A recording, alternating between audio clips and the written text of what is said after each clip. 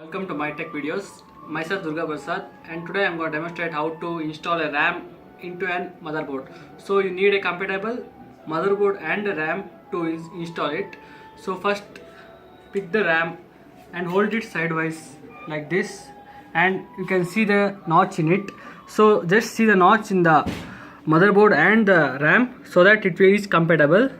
And now just open the side notch and just place it like this and gently press sideways, so it will automatically hold the RAM. So that's it guys, this is how to install an RAM into a motherboard. Thank you for watching the video. Please share it. Thank you.